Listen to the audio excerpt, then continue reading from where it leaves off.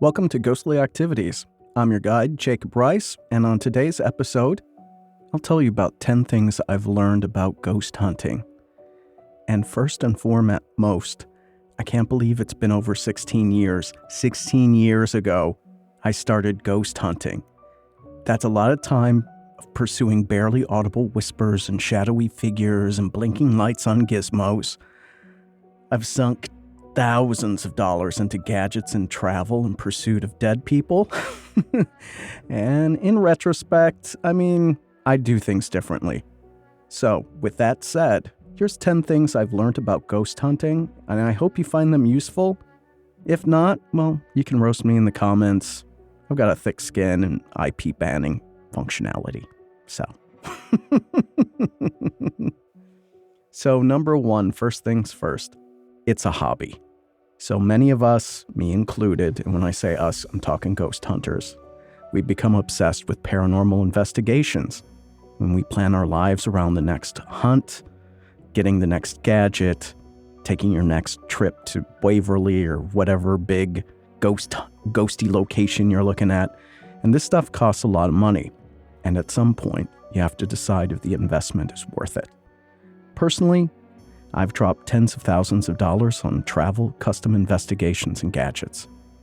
And did I get any more evidence than I would normally? Not really, or probably not. Did I become a famous in-demand celebrity paranormal investigator? Nope, not at all. So at some point, you have to make the calculation on the money earned versus the money spent on ghosty things. And to me, it's the value of a hobby, not a side hustle or a full-time job. Now, would I do it over? Oh, sure. And this was the hardest thing for me to realize.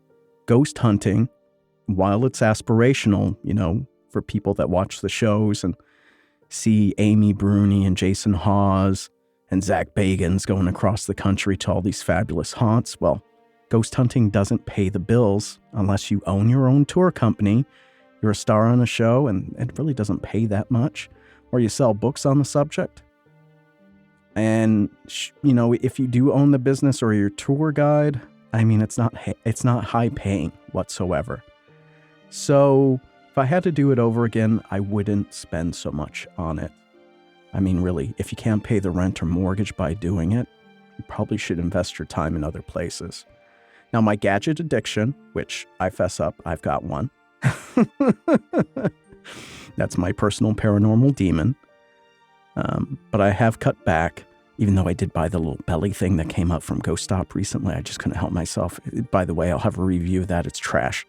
But seriously, only 0.1% of ghost hunters can do this for a living. So keep your day job and ghost hunt on the weekends.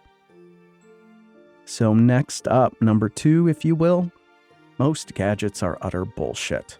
And I'll be real with you, most of the stuff is cheaply made, it malfunctions often, and you can never prove a ghost is standing right in front of you with them. In fact, most of it's so sensitive, it's going to trigger off any little anomaly, if I could talk, right? Anomaly. And they go off so often, it tells you that anything could be a ghost, so why bother? And would I do it over again? So this was the second hardest thing for me to realize. Gadgets aren't really made for ghost hunting, And the other thing is you don't need as many as you think. I'm the big gadget guy. People say, oh, he's the tech guy or science guy. There's no science in this. So for me, I need to scale back on what I bring to ghost hunts. And to be frank, most of the gadgets made for ghost hunting, they just reinforce your confirmation bias. And that means any blip in an allegedly haunted place is a ghost. But it's not. Nowadays, I just bring my cameras and mics to the field and let others use the gadgets. And if you want my opinion as the ghosty guy, just get something that takes good video, records good audio, and provides something to engage with. Like a trigger object. Really, that's all you need. And I should remind myself to make my therapy appointment for my gadget addiction. No, I'm kidding. Okay. Next up, make it fun. Paranormal investigators need to lighten up. So don't forget, this is a wondrous opportunity to speak to ghosts. This is a chance of a lifetime to capture a ghost on film, record a creepy voice. Each experiment you run can lead to a magical encounter. And I think too many people get freaked out or they get scared. I never do, because I understand that a demon isn't coming for my soul and a poltergeist isn't going to throw a knife at me. The worst that could happen is you get a cold touch, maybe some nausea, plus it's a hobby. And if you're not having fun with your hobby, why are you doing it? Now, if I could do it over again, I wouldn't be so super serious about it. I used to be a very, very serious, no bullshit, kind of like a soldier going out there on the ghost hunt. And I've lightened up in my old age. And you could think about it this way, right? If you go to a party and meet new people, would you be so serious and standoffish and so that no one wants to hang out with you? I mean, ghosts were people too. And once I stopped the professional buttoned-up persona thing, I got better results. Now, don't get me wrong. You need to be professional, because if you have clients, this is what they'd expect. But what I'm saying is, let the spirits know you're a real person. And you can do this work casual type of persona and get good evidence and capture those ghostly voices. Next up is conducting EVP sessions. This is a big change for me too. So many people ask the same questions over and over, really basic stuff. It's like, what's your name, age, height, weight, gender, social security number? It's like you're filling out an auto loan, form. That's not communicating with the spirit. Now, if you do your research and you understand the haunted place, the people that live there, and perhaps why they want to stick around, and, if you speak another language, like California, right? And a lot of Spanish speakers were living in California back in the day, still are today too, but it helps to know some Spanish if you want to talk to someone that might have originated in Mexico, I have had great results just by knowing a smattering of French, Norwegian, and Japanese, and we have apps to translate. But anyway, I guess really just you want to relate to the person when you're conducting an EVP session, and be kind, because no one wants to talk to a dick. Now, what would I do over? Well, this is the big change. I don't really ask direct questions anymore to the suspected ghost. I've had better results, just like with another ghost hunter and me, talking about the history of the place, what we know about the people that lived there, having a bit of fun, joshing around with each other, because ghosts were people too. And people get involved when there's a lively discussion. It's not an interrogation. Just pause from time to time to let an EVP come through. Keep it light, joke around, just have a good time and invite the spirit along with you on your conversation. Next up, this is a sore subject here, folks. Nobody wants to debunk. So I'm going to bitch about this a little bit. I've seen ghost hunters ignore gadgets, obviously malfunctioning because it's a ghost. I'm putting that in air quotes, people. They would look at me with death stares, like how I could even question it. Mind you, I have the exact same gadgets. I've tested them. I know how they malfunction. And I've also seen folks flip out when they hear pipes or the HVAC system creaking like a door opening because it's a ghost. I've even seen people claim that they're getting a DVP when a meth head is outside, right outside the window, doing what meth heads do. And don't get me started on orbs. Okay. This is a chronic problem specifically to ghost hunting. No one wants their evidence challenged. It destroys the fantasy. People go to the haunts, they want to have their haunted experience. Damn it, they're going to have their haunted experience. I subscribe, I guess, too much to the Scooby-Doo method of ghost hunting, which means a lot of debunking. And, 9 times out of 10, probably more than that, it's really not a ghost. So, what would I do over? To be honest, I stopped calling it out, to be frank. I mean, why bother? Now, I just find the humor in it. I still post all my evidence, if you read ghostlyactivities.com. It all goes out there. And I think that's probably the best advice for you too. If you have something you can think holds up to scrutiny, go on, put it out there. Develop a thick skin. The comments are going to hurt from time to time. And in those cases, you can reply with "show me your evidence." I have done this. I've actually had readers of ghostly activities go after folks on the YouTube because they're like, "Where's your evidence?" Because 19 times out of 20, the commenters got jack shit to show. So, but I'm on that one. You get evidence, put it out there. Put it out there. Next up, fear living humans, not dead ones. Oh, this is so true. You will have more problems with living people versus ghosts, spirits, poltergeists, dark entities, and demons. Full stop. Say that again. If you think a demon is after you, then you need to spend more time with druggies, petty criminals, and con men, because the dead ain't got nothing on them. Be wary of any invite to investigate a haunt, especially a private residence or an abandoned building. That gets shady fast. So, would I do it over? Well, this is one I don't need to because I stopped investigating private residences.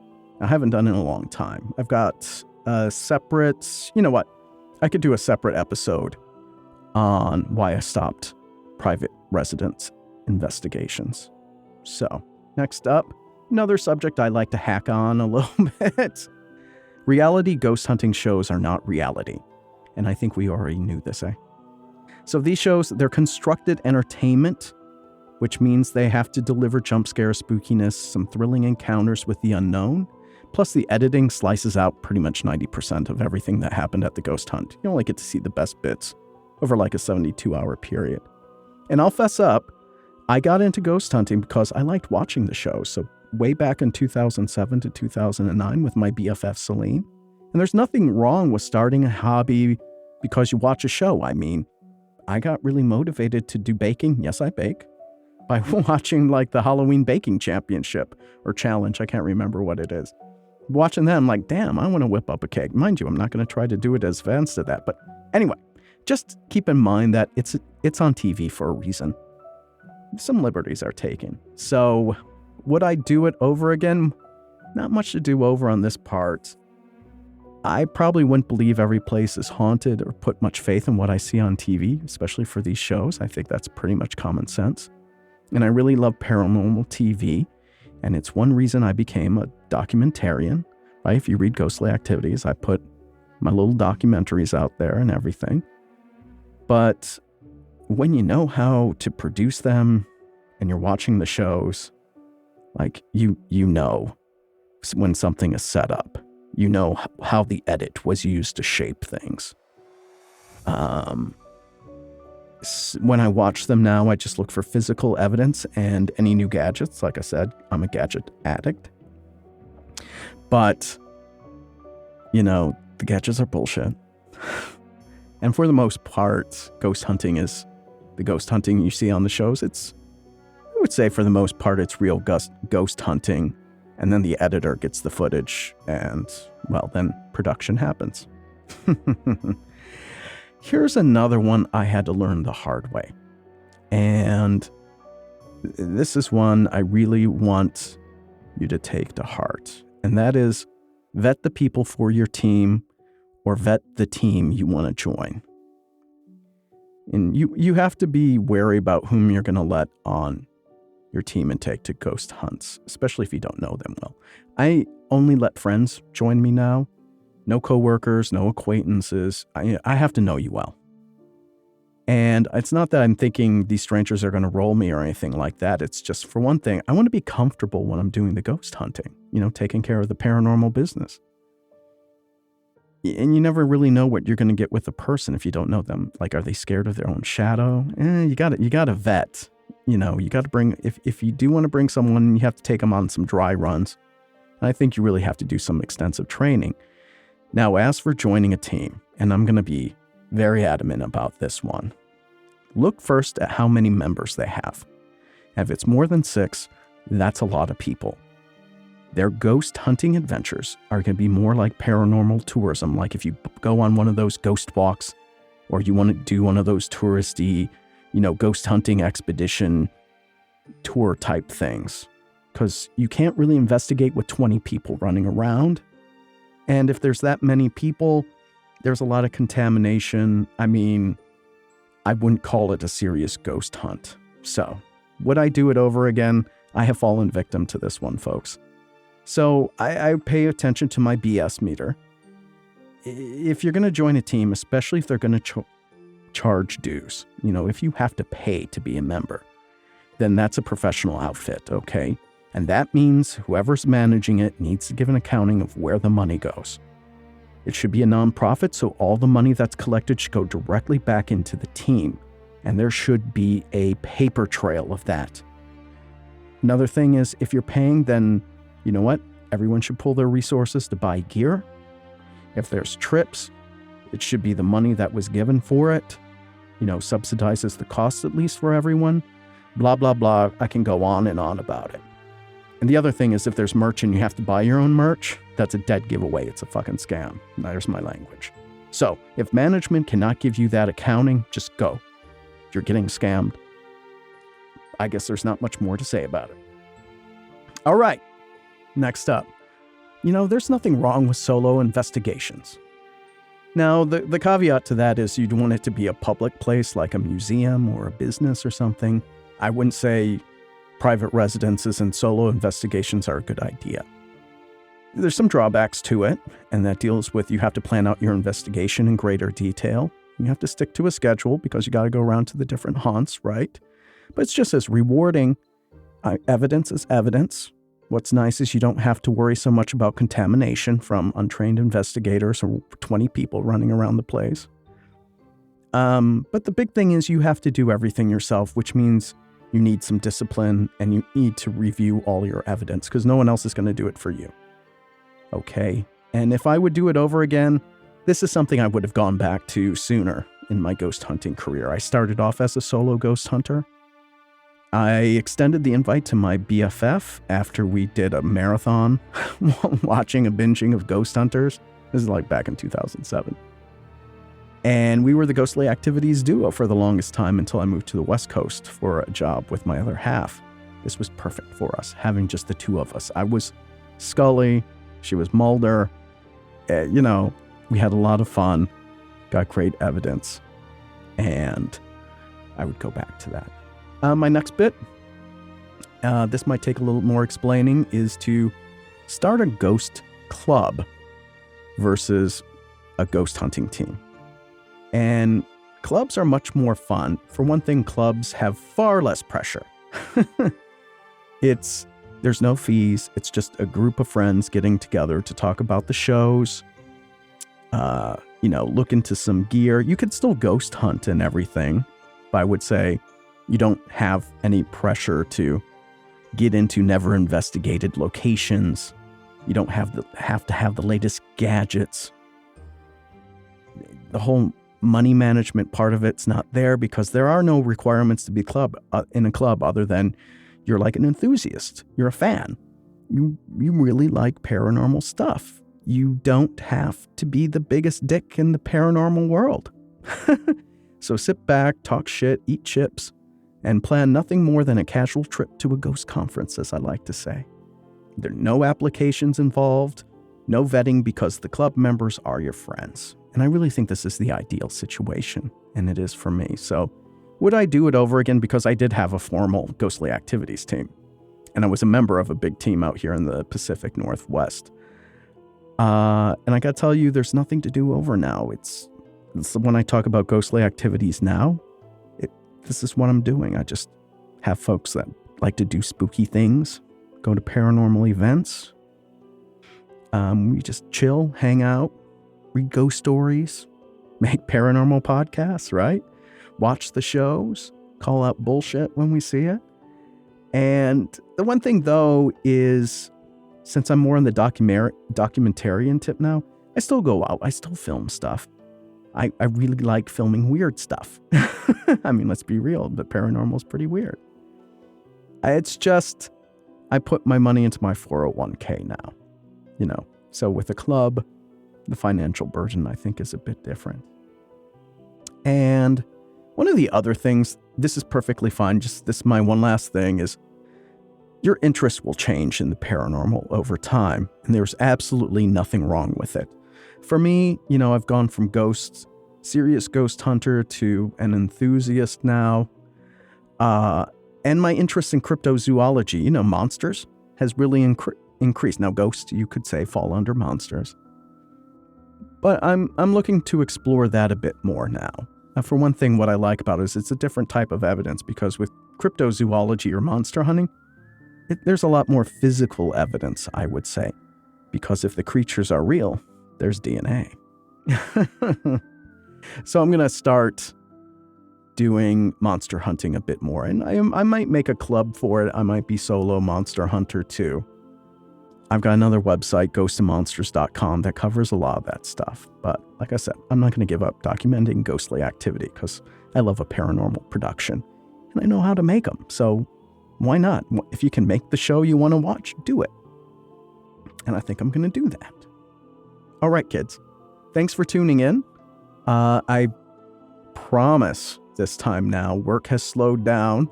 I'm not editing documentaries as much.